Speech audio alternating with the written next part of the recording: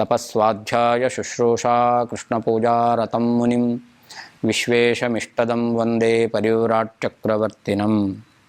ಶ್ರೀ ಗುರುಭ್ಯೋ ನಮಃ. ಕಾಂತಾಯ ಕಲ್ಯಾಣ ಗುಣೈಕಧಾಮ್ನೇ ನವದ್ಯುನಾಥ ಪ್ರತಿಮಪ್ರಭಾಯ ನಾರಾಯಣಾಯಾಖಿಲಕಾರಣಾಯ ಶ್ರೀ ಪ್ರಾಣನಾಥಾಯ ನಮಸ್ಕರೋಮಿ. ಅನಾಕುಲಂ ಗೋಕುಲಮುಲ್ಲಲಾಸ ಯತ್ಪಾಲಿತಂ ನಿತ್ಯಮನಾವಿಲಾತ್ಮ ತಸ್ಮೈ ನಮೋ ನೀರದ ನೀಲಭಾಷೆ ಕೃಷ್ಣಾಯ ಕೃಷ್ಣಾರಮಣಪ್ರಿಯಾಯ. ಅಪಿತ್ರಿಲೋಕ್ಯ ಬಹಿರುಲ್ಲಸಂತಿ ತಮೋಹರಂತಿ ಮುಹುರಾಂತರಂಚ ದಿಶ್ಯಾದೃಶನ್ನೋ ವಿಶದಾಂ ಜಯಂತಿ ಮಧ್ವಸ್ಯ ಕೀರ್ತಿರ್ದಿನನಾಥ ದೀಪ್ತಿಂ. ಹಿಂದೆ ಲೋಕದಲ್ಲಿರುವಂತಹ ಸಾತ್ವಿಕ ಜನರು ತಮಗೆ ಬೇಕಾಗಿರುವಂತಹ ತತ್ವಜ್ಞಾನ ನಶಿಸಿ ಹೋಗುತ್ತಾ ಇದೆ, ತತ್ವಜ್ಞಾನ ಪಡೆಯಲಿಕ್ಕೆ ಅವಕಾಶ ಇಲ್ಲ, ಅದನ್ನು ಸರಿಯಾಗಿ ತಿಳಿಸ್ಕೊಡ್ತಕ್ಕಂತಹ ವ್ಯಕ್ತಿಗಳಿಲ್ಲ, ಅಷ್ಟೇ ಅಲ್ಲ ಧರ್ಮ ಆಚರಣೆಯನ್ನು ಮಾಡಲಿಕ್ಕೆ ಆ ಆಚರಣೆಯ ಕ್ರಮವನ್ನು ತಿಳಿಸಿಕೊಡ್ತಕ್ಕಂತಹ ವ್ಯಕ್ತಿಗಳು ಇಲ್ಲ ಎಂಬುದಾಗಿ ತುಂಬ ಖಿನ್ನರಾಗಿದ್ದಾರೆ ಅಂತ ವೇದಾಂತ ಸಂತತ ಕೃತಾಂತ ರಸಂನ ವಿದ್ಮಃ ಶ್ರೇಯೋ ಲಭೇಮಹಿ ಕಥಂ ಅಂತ. ಮನುಷ್ಯ ತನಗೆ ಸಿಗಬೇಕಾದದ್ದು ಸಿಗಲಿಲ್ಲ ಅಂತಂದರೆ ಕೆಲವೊಂದು ಬಾರಿ ಬೇಸರ ಮಾಡ್ಕೊಳ್ತಾನೆ. ಅದು ಕೇವಲ ಒಂದು ದಿವಸಕ್ಕೆ ಅಥವಾ ಒಂದು ಜನ್ಮಕ್ಕೆ ಸಂಬಂಧಪಟ್ಟಂಥದ್ದು. ಯೋಗ್ಯನಿರ್ತಾನೆ, ಅರ್ಹತೆ ಇರುತ್ತೆ, ಅವನಿಗೆ ಒಂದು ಉದ್ಯೋಗ ಸಿಗಬೇಕಾಗಿರುತ್ತೆ, ಆದರೆ ಯಾವುದೋ ಇನ್ನೊಬ್ಬರ ಶಿಫಾರಸಿನಿಂದ ಆ ಕೆಲಸ ಅವನಿಗೆ ತಪ್ಪಿ ಹೋಗುತ್ತೆ. ಜೀವನ ಇಡೀ ಕೊರಗುತ್ತಾ ಇರ್ತಾನೆ, ನನಗೆ ಇಂತಹ ಅವಕಾಶ ಇತ್ತು ಆದರೆ ಕೈ ತಪ್ಪಿ ಹೋಯಿತು ಅಂತ. ಇದು ಕೇವಲ ಒಂದು ಜನ್ಮಕ್ಕೆ, ಅದರಲ್ಲೂ ಕೂಡ ಅವನ ಜೀವಿತ ಪೂರ್ಣ ಅವಧಿಯಲ್ಲಿ ಇರತಕ್ಕಂಥದ್ದಲ್ಲ, ಯಾವುದೋ ಸೀಮಿತ ಕಾಲದಲ್ಲಿ ಇರತಕ್ಕಂಥ ಒಂದು ಉದ್ಯೋಗ. ಅದಕ್ಕೇನೆ ಜೀವ ಇಷ್ಟು ದುಃಖ ಪಡ್ತಾನೆ ಅಂತಿರಬೇಕಾದ್ರೆ ಯಾವುದು ಜನ್ಮ ಜನ್ಮಾಂತರದಲ್ಲಿಯೂ ಕೂಡ ಜೀವನ ಏಳಿಗೆಗೆ ಉದ್ಧಾರಕ್ಕೆ ಕಾರಣವಾಗಿದೆಯೋ ತತ್ವಜ್ಞಾನ ಮತ್ತು ಸತ್ಕರ್ಮಾಚರಣೆ ಎಂಬತಕ್ಕಂಥದ್ದು, ಇವುಗಳ ಬಗ್ಗೆ ಸರಿಯಾದ ಜ್ಞಾನ ಇಲ್ಲ ಅಂತಾದಾಗ ಆ ಜೀವಿಗಳು ದುಃಖ ಪಡ್ತಾರೆ, ಅವರು ಖಿನ್ನರಾಗಿದ್ದಾರೆ, ವ್ಯಥೆಗೊಂಡಿದ್ದಾರೆ ಎಂಬತಕ್ಕಂಥದ್ದು.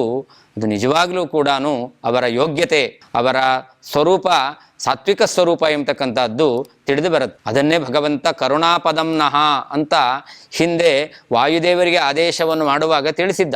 ಈ ಜೀವರು ಸಾತ್ವಿಕ ಯೋಗ್ಯತೆಯನ್ನು ಹೊಂದಿದವರು, ಅಂತಹ ಜೀವರಿಗೆ ತತ್ವಜ್ಞಾನ ಸದ್ಧರ್ಮಾಚರಣೆ ಎಂಬತಕ್ಕಂಥದ್ದು ಪ್ರಾಪ್ತವಾಗಬೇಕು ಎಂಬುದಾಗಿ ಭಗವಂತ ವಾಯುದೇವರಿಗೆ ಆದೇಶ ಮಾಡಿದ ಅಂತ. ಇಂತಹ ಆದೇಶ ಮಾಡಿದಂತಹ ಭಗವಂತನೇ ಮುಂದೆ ಆ ಜನರಿಗೆ ಮಾನಸಿಕವಾದಂತಹ ಖೇದವನ್ನು ಪರಿಹಾರ ಮಾಡುವಂಥ ಒಂದು ಪ್ರಸಂಗ ಬರುತ್ತೆ ಅನ್ನೋದನ್ನು ತಿಳಿಸಿಕೊಡ್ತಾ ಇದ್ದಾನೆ ಅಂತ ನಿನ್ನೆ ದಿವಸ ನಾವು ಮನನ ಮಾಡಿದ್ದೆವು. ತತ್ಪ್ರೀತಯೇ ರಜತಪೀಠ ಪುರಾಧಿವಾಸಿ. ಆ ಜನರು ಸಂತೋಷಗೊಳ್ಳಬೇಕು, ಅವರು ಉತ್ಸಾಹದಿಂದ ತಮ್ಮ ಜೀವನವನ್ನು ನಡೆಸಲಿಕ್ಕೆ ಬೇಕಾಗಿರ್ತಕ್ಕಂತಹ ಆ ಮನಸ್ಸನ್ನು ಅವರು ಸ್ಥಿರ ಮಾಡಿಕೊಳ್ಬೇಕು. ಅದಕ್ಕೋಸ್ಕರ ಭಗವಂತ ಅವನು ಒಂದು ವ್ಯಾಪಾರವನ್ನು ಮಾಡಿದ ಅಂತ. ಇಲ್ಲಿ ರಜತಪೀಠ ಪುರಾಧಿವಾಸಿ ಅಂತಿದೆ. ರಜತಪೀಠಪುರ ಅಂದರೆ ಉಡುಪಿ. ಆ ಉಡುಪಿಯಲ್ಲಿ ಸನ್ನಿಹಿತನಾಗಿರ್ತಕ್ಕಂಥವನು ಪರಮಾತ್ಮ. ಅವನು ರುದ್ರನೋ ಅಥವಾ ವಿಷ್ಣುವೋ ಅಂತ ಸಂದೇಹ ಬರಲಿಕ್ಕೆ ಅವಕಾಶ ಇದೆ. ಯಾಕೆ ಅಂತಂದರೆ ನಿನ್ನೆ ದಿವಸ ನಾವು ಮನನ ಮಾಡಿದ ಹಾಗೆ ರುದ್ರನ ಆಕಾರ ಪ್ರತಿಮೆ ಲಿಂಗ ಎಂಬತಕ್ಕಂಥದ್ದಿದೆ, ಆದರೆ ಉಪಾಸನೆ ಮಾಡತಕ್ಕಂಥದ್ದು ವಿಷ್ಣುವನ್ನು. ಆ ಲಿಂಗದಲ್ಲಿ ವಿಷ್ಣುವನ್ನೇ ಯಾಕೆ ಉಪಾಸನೆ ಮಾಡಬೇಕು ಅಂತಂದರೆ ಅದಕ್ಕೆ ವಾದಿರಾಜರು ಒಂದು ಯುಕ್ತಿಯನ್ನು ಅವರು ನಿರೂಪಣೆ ಮಾಡಿದ್ದಾರೆ. ಏನದು ಅಂತಂದರೆ ಶಾಸ್ತ್ರ ನಿರೂಪಣೆ ಮಾಡಿದಂತಹ ವಿಷಯವನ್ನು ಎಲ್ಲರಿಗೂ ತಿಳಿಸಬೇಕು ಅಂತ ಪರಮಾತ್ಮ ಆ ಉಡುಪಿಯಲ್ಲಿ ಲಿಂಗ ಪ್ರತಿಮೆಯಲ್ಲಿ ಸನ್ನಿಹಿತನಾಗಿದ್ದಾನಂತ. ಏನದು ಅಂತಂದರೆ ಶಾಸ್ತ್ರ ಹೇಳುತ್ತೆ, ಬ್ರಹ್ಮಣಿ ಬ್ರಹ್ಮರೂಪೋಸೌ ಶಿವರೂಪಿ ಶಿವೇ ಸ್ಥಿತಃ ಅಂತ. ಶಿವನ ಅಂತರ್ಯಾಮಿಯಾಗಿ ಭಗವಂತ ಇದ್ದಾನೆ. ಜಗತ್ತಿನಲ್ಲಿ ತ್ರಿಮೂರ್ತಿಗಳು ಮೂರು ವ್ಯಾಪಾರವನ್ನು ಮಾಡ್ತಾರೆ ಅನ್ನೋದು ಪ್ರಸಿದ್ಧ. ಸೃಷ್ಟಿ ಮಾಡುವವನು ಬ್ರಹ್ಮ, ಪಾಲನೆ ಮಾಡುವವನು ವಿಷ್ಣು, ಸಂಹಾರ ಮಾಡುವವನು ರುದ್ರ ಅಂತ. ಆದರೆ ಪ್ರತ್ಯೇಕ ಮೂರು ವ್ಯಕ್ತಿಗಳು ಮೂರು ವ್ಯಾಪಾರವನ್ನು ಮಾಡೋದಲ್ಲ. ಮೂರು ವ್ಯಾಪಾರವನ್ನು ಮಾಡತಕ್ಕಂತಹ ವ್ಯಕ್ತಿ ಪರಮಾತ್ಮ ಒಬ್ಬನೇ. ಅದರಲ್ಲಿ ಸ್ವತಃ ವಿಷ್ಣುವೇ ಪಾಲನೆಯನ್ನು ಮಾಡ್ತಾನೆ. ಸೃಷ್ಟಿ ಮಾಡುವ ಆ ಬ್ರಹ್ಮ ಭಗವಂತನೇ, ಅವನು ಚತುರ್ಮುಖನಲ್ಲಿ ಸನ್ನಿಹಿತನಾಗಿದ್ದಾನೆ. ಸಂಹಾರ ಮಾಡುವವನು ರುದ್ರ ಭಗವಂತನೇ, ಅವನು ರುದ್ರನಲ್ಲಿ ಸನ್ನಿಹಿತನಾಗಿದ್ದಾನೆ. ಹೀಗೆ ರುದ್ರಾಂತರ್ಯಾಮಿಯಾದ ಪರಮಾತ್ಮ ಈ ಜಗತ್ತಿನ ಸಂಹಾರವನ್ನು ಮಾಡ್ತಾನೆ ಎಂಬುದಾಗಿ ಶಾಸ್ತ್ರ ಹೇಳ್ತಾ ಇದೆ.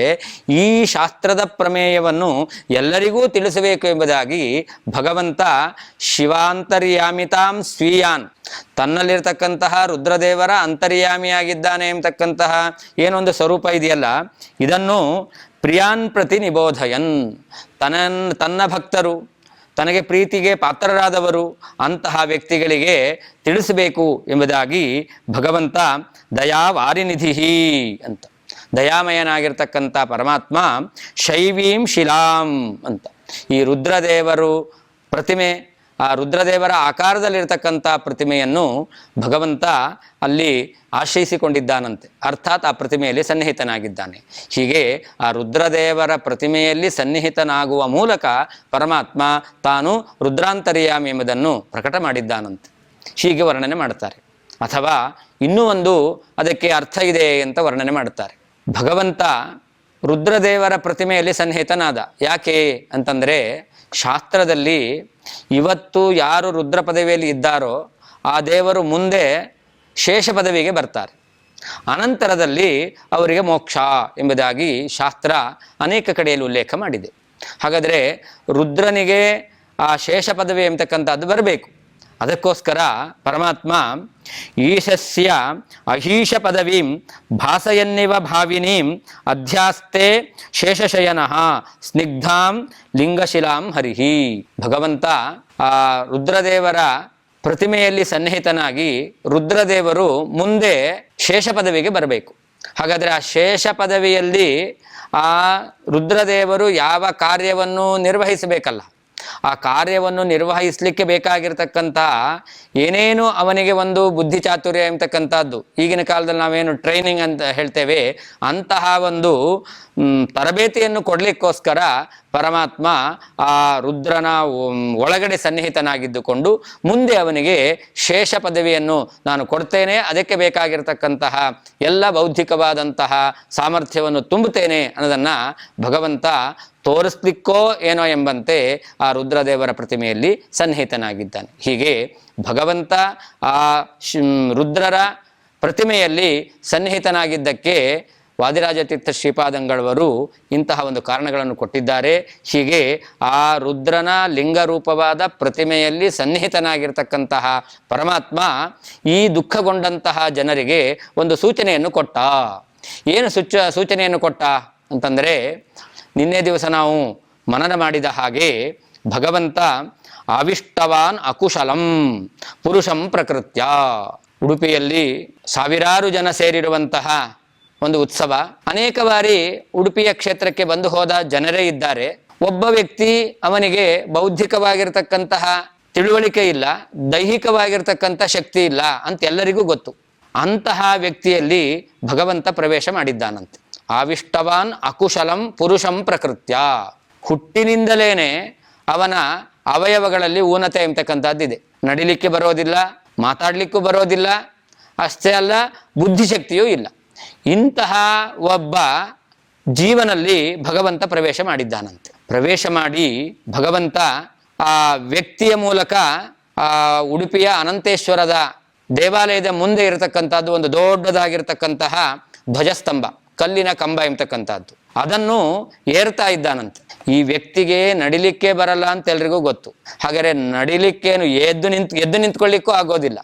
ಅಂತಹ ವ್ಯಕ್ತಿ ಎದ್ದು ನಿಂತ ಆಮೇಲೆ ಯಾರಿಗೂ ಹತ್ತಲಿಕ್ಕಾಗದೇ ಇರತಕ್ಕಂತಹ ಆ ಕಂಬವನ್ನು ಹತ್ತಿದ್ದಾನೆ.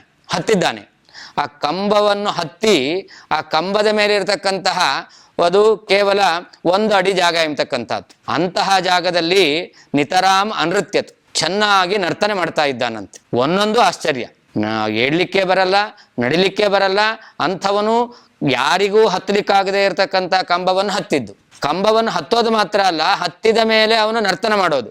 ಯಾರಿಗೆ ನಿಲ್ಲಿಕ್ಕೆ ಬರಲ್ಲೋ ಅವನು ನರ್ತನವನ್ನು ಕಲೀಲಿಕ್ಕೆ ಹೇಗೆ ಸಾಧ್ಯ? ಅಂತಹ ನರ್ತನವನ್ನು ಮಾಡಿದ್ದಾನೆ. ಅಷ್ಟೇ ಅಲ್ಲ, ಅವನು ಮುಂದೆ ಮಾತಾಡ್ತಾ ಇದ್ದಾನೆ ಅಂತ.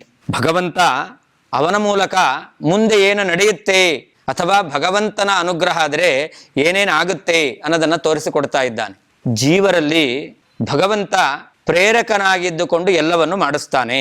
ನರತೆ ತ್ವತ್ಕ್ರಿಯತೆ ಕಿಂಚನ ತತ್ರ ತತ್ರ ಸ್ಥಿತೋ ವಿಷ್ಣು ತತ್ತಚ್ಛಕ್ತಿ ಪ್ರಬೋಧಯನ್ ಏಕ ಏವ ಮಹಾವಿಷ್ಣು ಕುರುತೆ ಸರ್ವಮಂಜಸ. ಇದು ಶಾಸ್ತ್ರ ನಮಗೆ ತಿಳಿಸಿರುವಂತಹ ಒಂದು ವಿಶಿಷ್ಟವಾದ ಪ್ರಮೇಯ.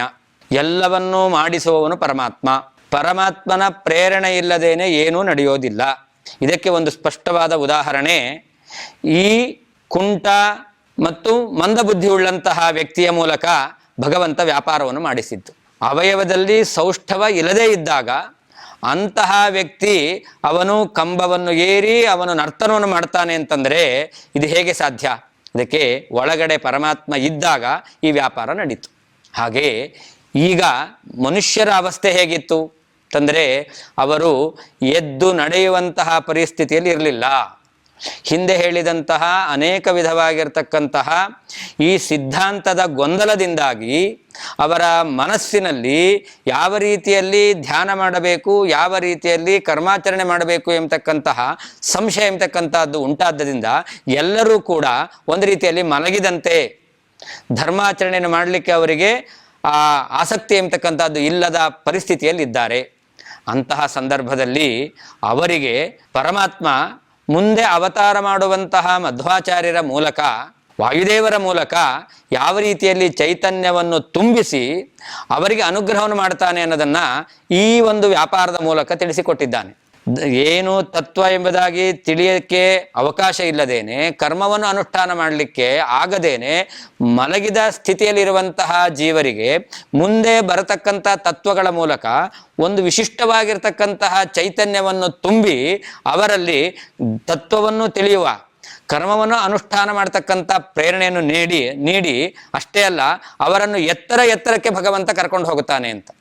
ಆ ವ್ಯಕ್ತಿ ಕಂಬವನ್ನು ಏರಿದ. ಹಾಗೆ ನಾವು ಕೂಡ ಏರಬೇಕು. ಈ ಜಗತ್ತಿನಲ್ಲಿ ಈ 14 ಲೋಕಗಳು ಅಂತ ಹೇಳ್ತೇವೆ. ಈ 14 ಲೋಕಗಳನ್ನು ಮೀರಿ ಮುಂದೆ ಇರತಕ್ಕಂಥದ್ದು ವೈಕುಂಠ ಲೋಕ ಅಂತ. ಹಾಗಾದರೆ ಆ ವೈಕುಂಠ ಲೋಕವನ್ನು ನಾವು ಸೇರಬೇಕು. ಅದಕ್ಕೆ ಬೇಕಾಗಿರತಕ್ಕಂತಹ ತತ್ವಜ್ಞಾನ, ಕರ್ಮಾನುಷ್ಠಾನದ ರಹಸ್ಯ, ಇದನ್ನು ನಾನು ಮುಂದೆ ಆ ವಾಯುದೇವರ ಮೂಲಕ ಕೊಡಿಸ್ತೇನೆ ಅನ್ನೋದನ್ನು ತಿಳಿಸುವ ಆ ಒಂದು ಉದ್ದೇಶದಿಂದ ಪರಮಾತ್ಮ ಇಂತಹ ವ್ಯಾಪಾರವನ್ನು ಮಾಡಿದ್ದಾನೆ. ಆ ಭಗವಂತನು ಕೊಟ್ಟಂತಹ ತತ್ವಜ್ಞಾನ ಅಥವಾ ವಾಯುದೇವರ ಮೂಲಕ ಕೊಡಿಸಿರುವಂತಹ ಜ್ಞಾನ, ಅದನ್ನು ನಾವು ಪಡೆದರೆ ಮುಂದೆ ಆ ವ್ಯಕ್ತಿ ಯಾವ ರೀತಿಯಲ್ಲಿ ಎತ್ತರವಾಗಿರತಕ್ಕಂತಹ ಆ ಧ್ವಜಸ್ತಂಭದಲ್ಲಿ ಅವನು ನರ್ತನ ಮಾಡಿದನೋ ಹಾಗೆ ಜೀವರು ಕೂಡ ಎತ್ತರದಲ್ಲಿರುವಂತಹ ವೈಕುಂಠ ಲೋಕವನ್ನು ಸೇರಿ ಯಾವತ್ತೂ ಕೂಡ ಆನಂದದಿಂದ ಅವರು ವಿಹಾರವನ್ನು ಮಾಡ್ತಾರೆ ಅನ್ನೋದನ್ನು ಸೂಚ್ಯವಾಗಿ ತಿಳಿಸಲಿಕ್ಕೋಸ್ಕರ ತನ್ನ ಅನುಗ್ರಹ ಆದರೆ ಇದೆಲ್ಲವೂ ಕೂಡ ಪ್ರಾಪ್ತವಾಗುತ್ತೆ ಎಂಬುದಾಗಿ ಆ ಭಗವಂತ ತಿಳಿಸಿಕೊಟ್ಟಿದ್ದಾನೆ. ಅಷ್ಟೇ ಅಲ್ಲ, ಇನ್ನೊಂದು ಕೆಲವೊಂದು ಬಾರಿ ನಾವು ಒಳ್ಳೆಯದು ಆಗಬೇಕು ಅಂತ ಬಯಸಿರ್ತೇವೆ, ಆಗಲಿಲ್ಲ ಅಂತ ಆದಾಗ ದೇವರನ್ನು ಮೊರೆ ಹೊಂದೋಬೇಕಂತೆ. ನಾವು ಪ್ರಯತ್ನ ಮಾಡಬೇಕು, ನಮ್ಮ ಪ್ರಯತ್ನ ಫಲಕಾರಿಯಾಗಲಿಲ್ಲ, ಆಗ ದೇವರೇ ಮಾಡಿಸುವವನು, ದೇವರು ಖಂಡಿತ ಮಾಡಿಸ್ತಾನೆ ಎಂಬುದಾಗಿ ಆ ಅಚಲವಾಗಿರ್ತಕ್ಕಂಥ ನಂಬಿಕೆಯಿಂದ ದೇವರನ್ನು ನಾವು ಮೊರೆ ಹೋದಾಗ ಭಗವಂತ ನಮಗೆ ಒಳ್ಳೆಯ ಸೂಚನೆಯನ್ನು ಕೊಡ್ತಾನಂತೆ. ಹಿಂದೆ ಹೇಳಿದ ಹಾಗೆ ಸಾತ್ವಿಕ ಜನರೆಲ್ಲ ತಮ್ಮ ಜೀವನದಲ್ಲಿ ಉತ್ಸಾಹವನ್ನೇ ಕಳ್ಕೊಂಡು ತುಂಬ ದುಃಖದಲ್ಲಿದ್ದಾರೆ. ಅಂಥವರು ಪರಮಾತ್ಮನನ್ನು ಮೊರೆ ಹೊಂದಿದ್ರು. ಆ ಪರಮಾತ್ಮನನ್ನು ಮೊರೆ ಹೊಂದಿದ್ರಿಂದ ಪರಮಾತ್ಮ ಅವರಿಗೆ ವಿಶೇಷವಾದಂತಹ ಒಂದು ಅನುಗ್ರಹವನ್ನು ಮಾಡಲಿಕ್ಕೋಸ್ಕರ ಸೂಚನೆಯನ್ನು ಕೊಡ್ತಾ ಇದ್ದಾನೆ. ಹೀಗೆ ಭಗವಂತನನ್ನು ಮೊರೆ ಹೋದರೆ ಆ ಶ್ರದ್ಧೆ, ಅವರಲ್ಲಿರ್ತಕ್ಕಂಥ ಭಕ್ತಿ, ಅವರಲ್ಲಿರ್ತಕ್ಕಂಥ ಸ್ವಭಾವ, ಇದೆಲ್ಲವನ್ನೂ ಕೂಡ ಭಗವಂತ ನೋಡಿ ಅವರಿಗೆ ಅನುಗ್ರಹವನ್ನು ಮಾಡಿಯೇ ಮಾಡ್ತಾನೆ. ಅದರಿಂದ ದೇವರನ್ನು ನಂಬಿದವರು ಯಾವತ್ತೂ ಕೂಡ ಅವರು ದುಃಖವನ್ನು ಅನುಭವಿಸೋದಿಲ್ಲ.